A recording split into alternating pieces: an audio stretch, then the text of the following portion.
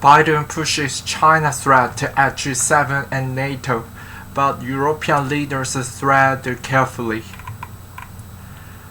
CNN: US President don't normally go to Europe and keep talking about China, but Joe Biden thinks he's convinced his new European friends of the need to stand up to Chinese autocracy, human rights abuses, and economic rule breaking. China is nothing short of a foreign policy fixation in Washington, so it doesn't take a genius to know what Biden may want in return for patching up the transatlantic wounds of the Trump era.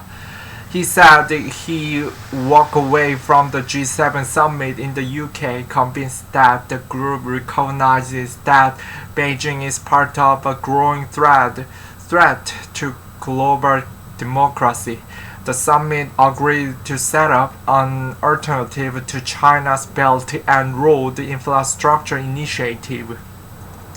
Reflecting US goals, it called on China to respect human rights in Hong Kong and Xinjiang province and to permit a full probe into the origins of COVID-19. It also called for calm in the South and East China Seas.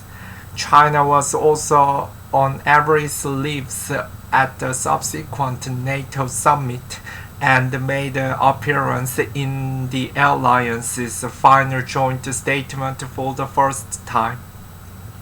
Secretary General Jens Stoltenberg, who runs an alliance meant to worry about Atlantic rather than Pacific security, warned Monday that China is coming closer to us in military prowess, and he pointed out that the communist giant doesn't share the Western values NATO was set up to defend. But Europeans are also still squeamish about getting dragged by the US into a showdown.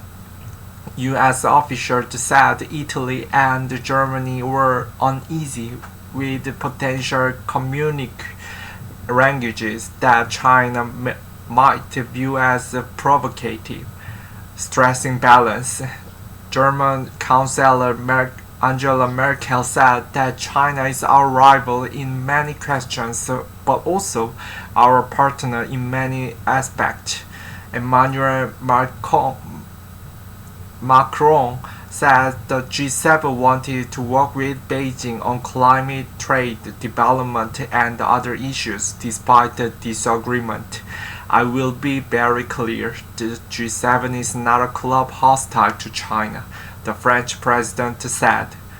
Not surprisingly, none of this has gone down well in Beijing, where officials are hinting that winding divides on how Europeans and Americans will view China's footprint could be a key goal of Beijing's diplomacy.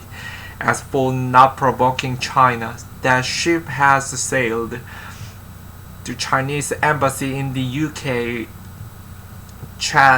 charges that the G7 communique deliberately slanders Beijing and slammed the sinister intentions of a few countries such as the United States.